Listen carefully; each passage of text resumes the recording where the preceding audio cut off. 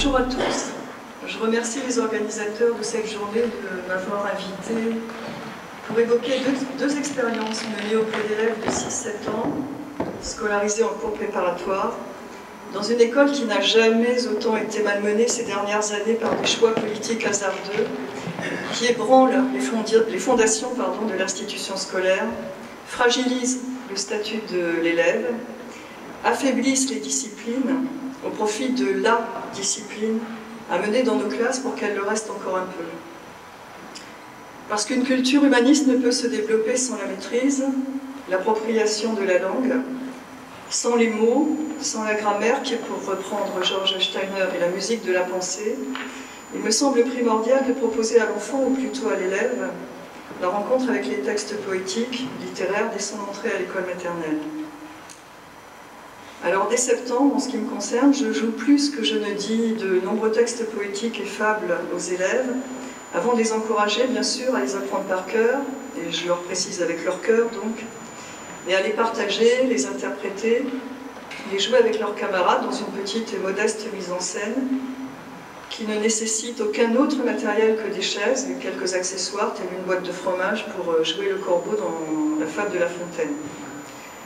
Ce léger dispositif permet de se saisir de tous les instants, de tous les lieux disponibles à l'école, pour dire, placer sa voix, son corps, articuler le mieux possible, faire sien les textes, pour mieux les donner lors de petits spectacles qu'on présente en fin d'année, devant les familles et devant les élèves des autres classes de l'école.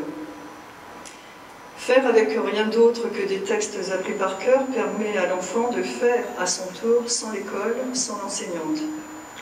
Cela n'arrive pas tous les jours, mais c'est une véritable joie d'apprendre que des enfants se réunissent chez eux pour jouer des poésies, ou répètent avec leurs parents, leurs frères, leurs sœurs, leurs nounous. La poésie dans ce projet réunit tous les élèves dans un même but partagé, elle transcende leurs différences, elle les contraint à s'écouter et à se respecter. Pour reprendre les mots de l'un d'entre eux que j'ai pu entendre avec un immense plaisir il y a quelques semaines, les élèves dans la classe forment une république, capable de bâtir ensemble un joli moment en y prenant du plaisir. La poésie permet que chacun prenne sa place lors du jeu. Les élèves qui ont la capacité de mémoriser des textes longs et difficiles joueront un texte aux côtés de camarades plus fragiles à qui l'on réservera un petit rôle, voire un rôle muet, mais qui nécessitera cependant une forte présence sur scène et qui effacera alors tout sentiment d'échec. Elle permet la rencontre avec les mots, la musique de la langue, les auteurs à travers les siècles. Moi, je fais beaucoup apprendre des textes de Prévert, Tardieu, Charles d'Orléans, Jean de La Fontaine, Jacques Roubaud, Robert Desnos, Jean Lancelme, Queneau. Et elle permet bien sûr que s'expriment tous les sentiments, toutes les émotions, la joie, la colère, la peur. Et elle permet également de développer l'humour et l'autodérision dont les élèves ont tant besoin en ce moment. Pour développer l'amour de la langue, l'envie d'apprendre, il me semble absolument primordial de proposer à d'aussi jeunes enfants des textes légers, jubilatoires, mais exigeants à la fois. Je sais cette ambition à peu près atteinte quand à la fin de l'année scolaire, les élèves se saisissent des textes qu'ils possèdent pour les détourner dans tous les moments vécus à l'école. Je les entends s'interpeller alors, m'interpeller en glissant dans leurs propos plusieurs vers qu'ils ont écrits, si je peux dire. Le deuxième travail consiste à faire imaginer collectivement une histoire, à la proposer à un éditeur, avec l'espoir bien sûr de l'avoir éditée. Cette idée m'a été suggérée il y a quelques années par la grand-mère d'une de mes élèves, professeure de lettres traitées, Marie Duvigneau, que je remercie infiniment et qui me fait le plaisir d'être présente dans la salle. Merci encore Marie. J'avais bien sûr fait écrire aux élèves des récits, mais jamais sur une aussi longue période, et jamais collectivement en cours préparatoire. Il nous faut une vingtaine de séances hebdomadaires d'1 heure pour accomplir ce projet. Toutes les idées proposées par les élèves font l'objet de discussions, voire de votes, quand plusieurs d'entre eux se disputent un épisode du récit, le nom des personnages et des lieux. La chronologie des faits, leur enchaînement, leur vraisemblance, leur intérêt sont patiemment décidés ensemble. Il n'est évidemment pas évident d'entraîner 27 élèves en moyenne dans un même projet. Et certains s'impliquent énormément, d'autres très moyennement, d'autres pas du tout. Mais cependant, ceux qui ne savent pas ou qui ne peuvent pas activement participer à l'écriture du récit trouvent leur place en illustrant des moments clés. C'est Marie qui a eu l'idée de proposer ce travail à l'Harmattan, qui l'a accueilli avec enthousiasme et qui a été jusqu'à créer pour l'occasion une collection qui a pour titre Les Ateliers d'écriture.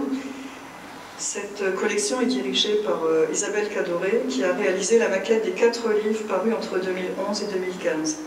J'ai amené les 4 exemplaires en question et ce sera une joie de vous les montrer tout à l'heure. Inutile de vous préciser que la sortie de chacun de ces livres a fait l'objet d'un événement dans notre petite rue de Marseille du 10e. Je ne sais pas par contre si ces projets pourront encore être menés à court ou moyen terme. Je crains que l'énergie ne me manque. La politique des rythmes éducatifs mise en place depuis 4 ans sans et contre les enseignants, et comme toutes les enquêtes le démontrent, pas celle dont on vous parle, hein, celle que les enseignants connaissent entre eux, elle démontre un échec qui était absolument prévisible. Jamais les élèves, enfants, puisqu'ils ont les 2 statuts désormais dans la même école, n'ont été aussi agités, bruyants et fatigués. Jamais les enseignants n'ont été aussi éprouvés par leur fonction de moins en moins enseignante et de plus en plus éducative. Leur journée consiste désormais à ne faire que de la discipline de groupe, au détriment des disciplines, au détriment de l'acquisition des savoirs, comme je le précisais dans mon introduction. Cette réforme a anéanti la symbolique réservée à une classe qui n'est plus exclusivement un lieu où l'on y rencontre savoir, rigueur et exigence, mais désormais des loisirs, portés par des animateurs souvent trop jeunes, pas assez formés, ayant un niveau d'exigence pour certains d'entre eux et de langue très faible, une attitude qui n'éduque pas, mais qui, au contraire, désinstitutionnalise ce que la majorité des enseignants tentent chaque jour, malgré tout, de construire et de préserver. Pour illustrer mon propos, voici ce que nos oreilles peuvent entendre désormais dans les écoles lors des moments périscolaires. Et encore, je vous en passe quelques-uns.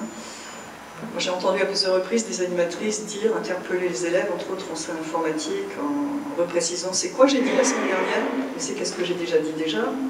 Hein, bah quoi, enfin. Ça heurte. Les enfants élèves vivent en collectivité 40 à 45 heures par semaine, sans aucun repos possible, dans un vacarme assourdissant qu'aucun d'entre nous ne supporterait. Désormais, il faut que vous sachiez qu'un enfant passe autant de temps dans l'école face à un enseignant que face à un animateur. En visite dans l'école, à l'automne 2015, la ministre d'alors n'a pas daigné saluer l'équipe enseignante, mais a précisé aux élèves qui étaient tous réunis qu'ils pouvaient la joindre s'ils estimaient qu'ils avaient trop de devoirs et pas assez de récréation. Ce fut son seul message. Souhaitons qu'il n'ait pas retenu ces propos pour que l'école ne devienne définitivement pas un centre de loisirs. Et souhaitons que notre nouveau ministre s'attache à ce qu'elle redevienne un lien serein de savoir.